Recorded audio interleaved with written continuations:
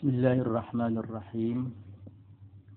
Assalamualaikum warahmatullahi wabarakatuh. Alhamdulillahi rabbil alamin. Wabihi nasta'inu ala umuri dunya waddin. Wassalatu wassalamu ala ashrafil anbiya'i wal mursalin. Wa ala alihi wa ashabihi ajma'in. Amma ba'du. Puji dan syukur kita panjatkan kehadirat Allah Subhanahu wa Ta'ala.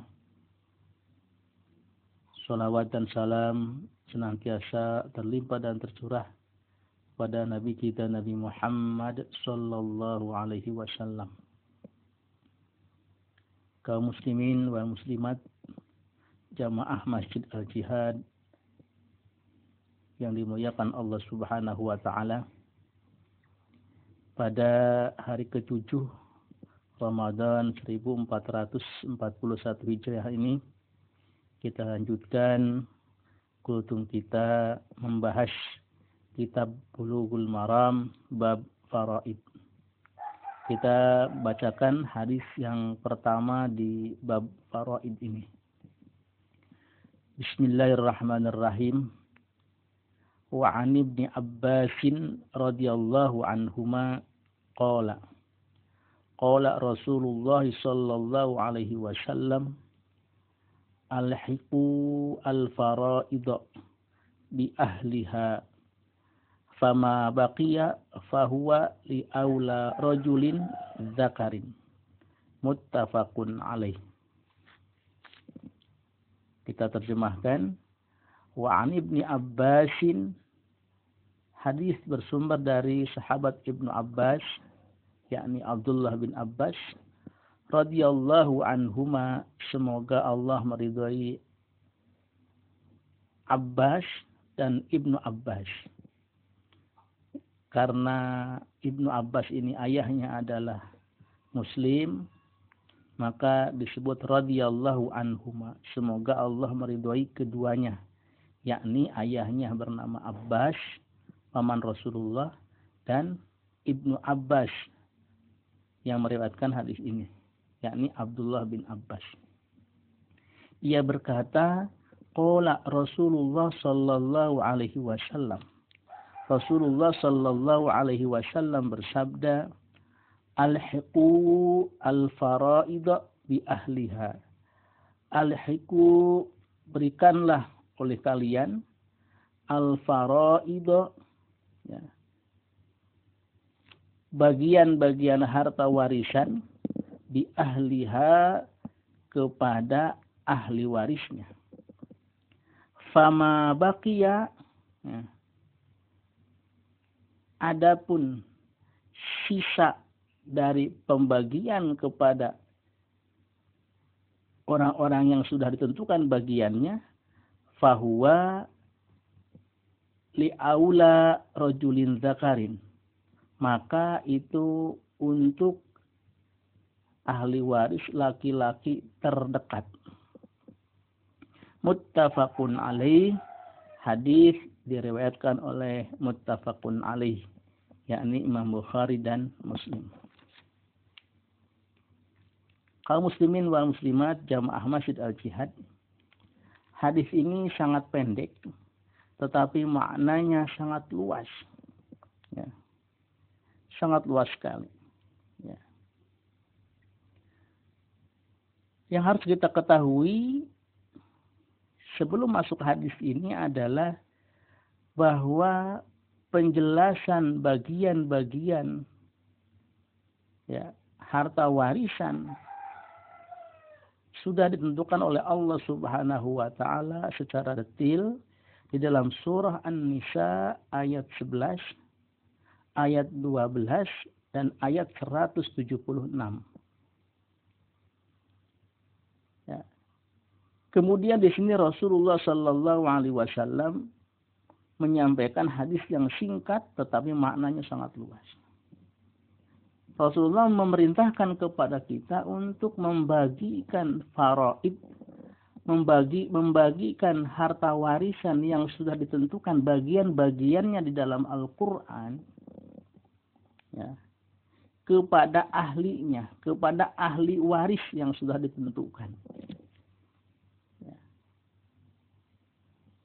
Kalau misalnya sudah dibagikan sesuai perhitungan yang ada yang 1/3, 1/4, ya, 2/3, ya, 1/6, 1/8, sudah dibagikan, masih ada sisa, maka itu adalah bagi ahli waris laki-laki yang terdekat.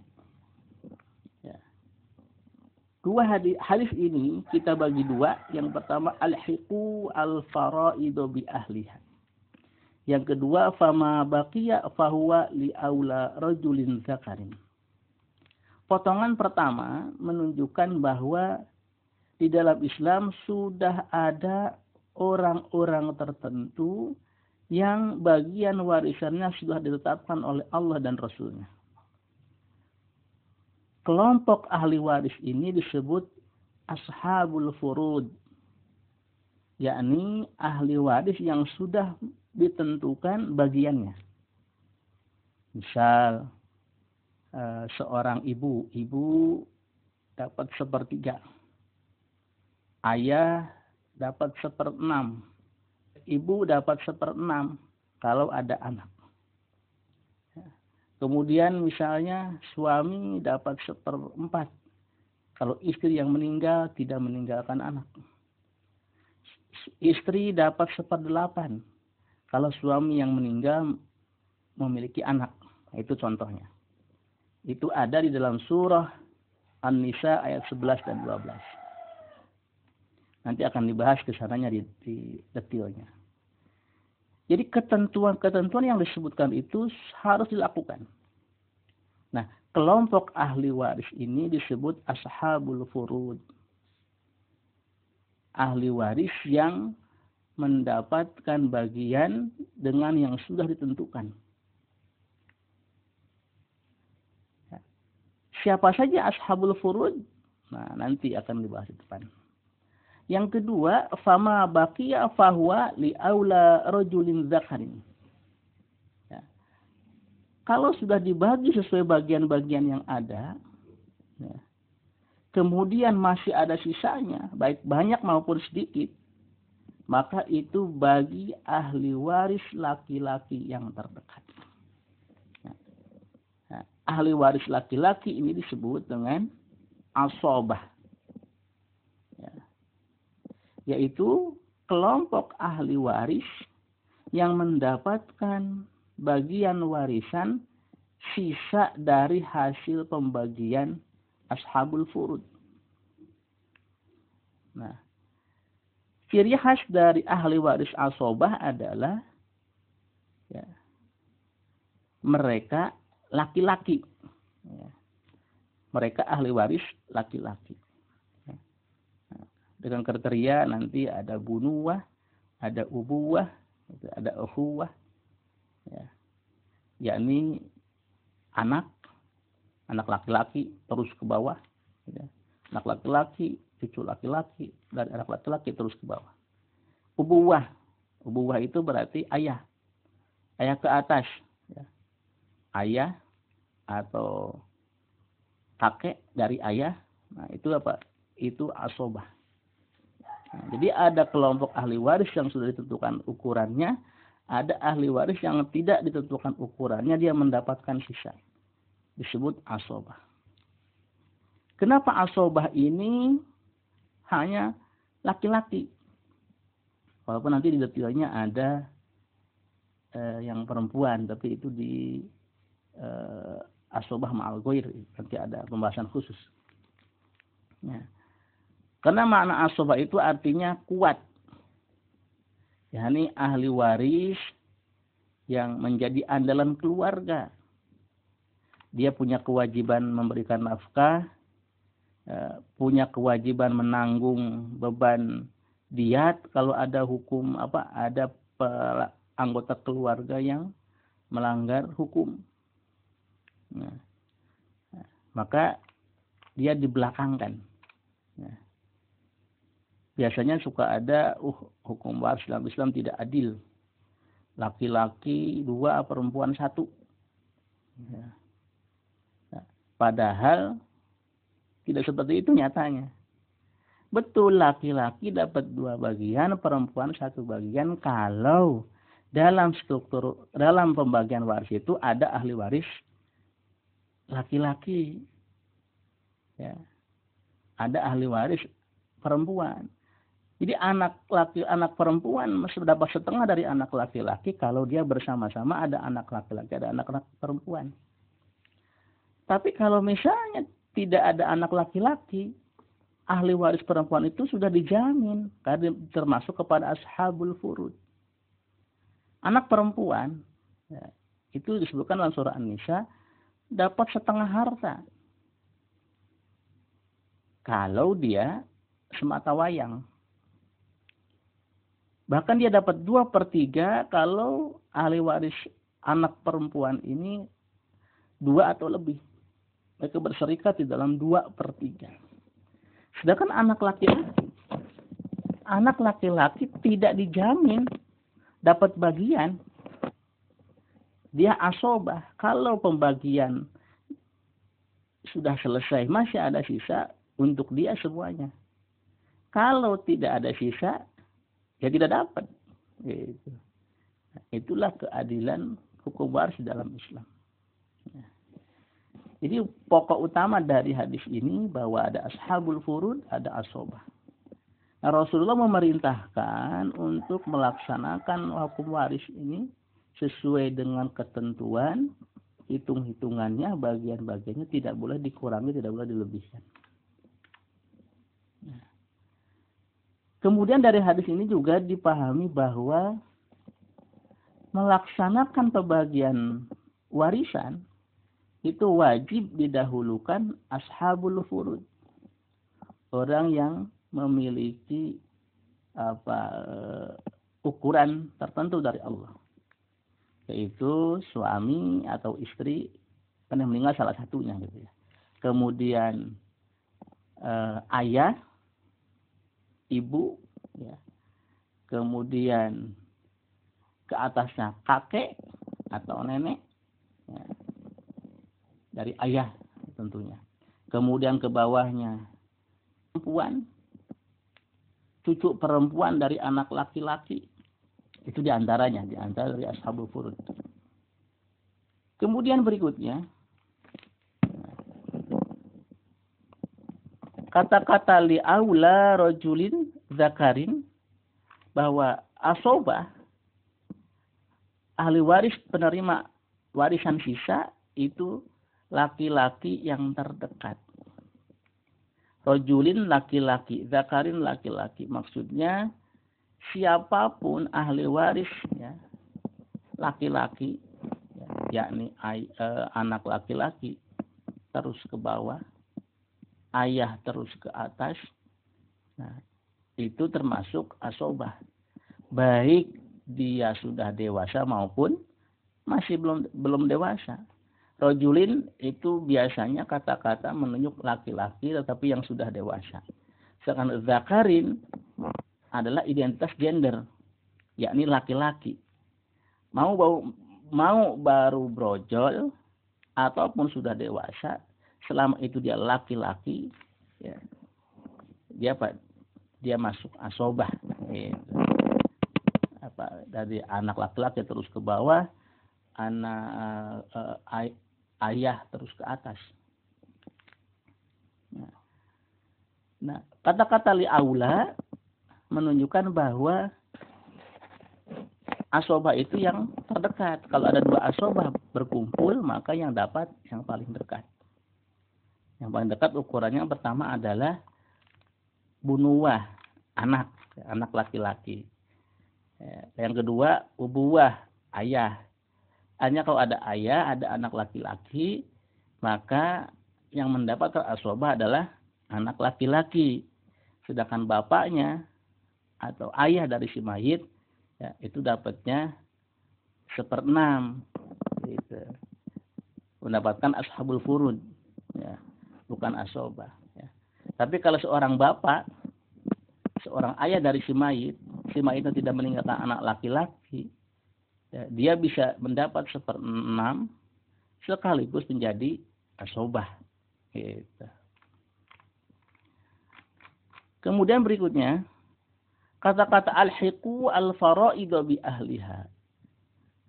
Berikanlah pembagian harta warisan kepada ahli warisnya, menunjukkan si ahli waris ashabul furud itu harus mendapatkan bagian sesuai perhitungannya.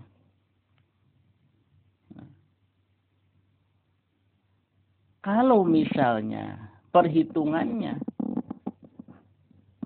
melebihi dari jumlah harta yang ada, maka pembaginya dinaikkan.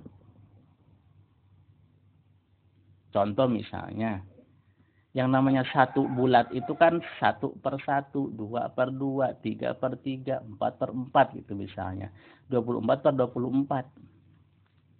Tapi kalau misalnya ahli waris ini, ashabul furud ini telah dibagi-bagi, ternyata ya, bagiannya lebih besar, yang harus dibagi lebih besar dari harta yang ada, maka ya, dinaikkan hitungannya.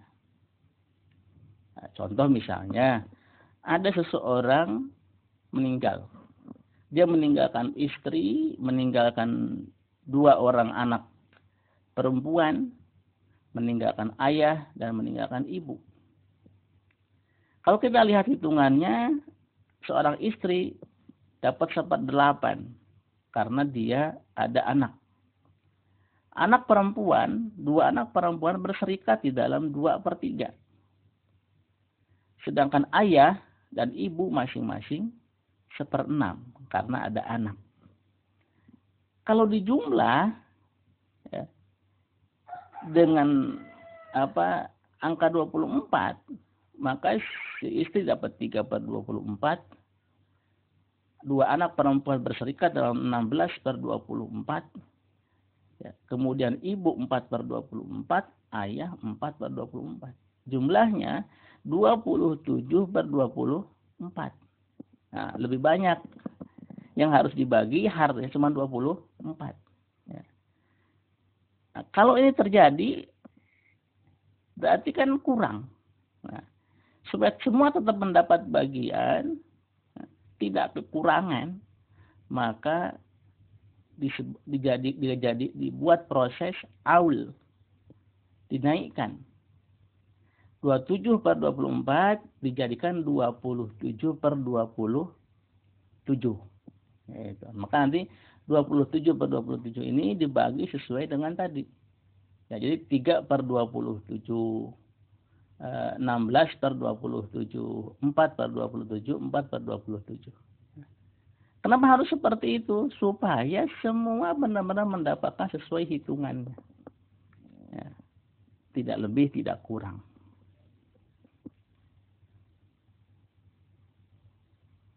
Nah, kemudian dari hadis ini juga disimpulkan oleh penulis kitab ini, Syekh Abdullah bin Abdurrahman Al-Bassam, bahwa hadis ini menunjukkan apabila tidak ada ashabul furud, tidak ada ahli waris yang sudah ditentukan ukurannya, maka harta seluruhnya untuk asib, untuk ahli waris asobah. Nah, ketentuannya ahli waris asobah itu ketentuannya adalah lidzakari mislu hadzil unsayain. Bagi laki-laki 2/1. Laki-laki 2, perempuan 1. Kaum muslimin dan muslimat, jamaah masjid al-jihad, ya, masih panjang pembahasan hadis ini, ya, walaupun pendek hadisnya. Saya kira cukupkan sekian dulu, ya, karena terlalu panjang. Mudah-mudahan apa yang dibahas barusan bermanfaat bagi kita semua. Benarnya dari Allah Subhanahu wa Ta'ala, salahnya tentu dari kesalahan saya sendiri. Hadani Allah wa iyyakum ajma'in. Assalamualaikum warahmatullahi wabarakatuh.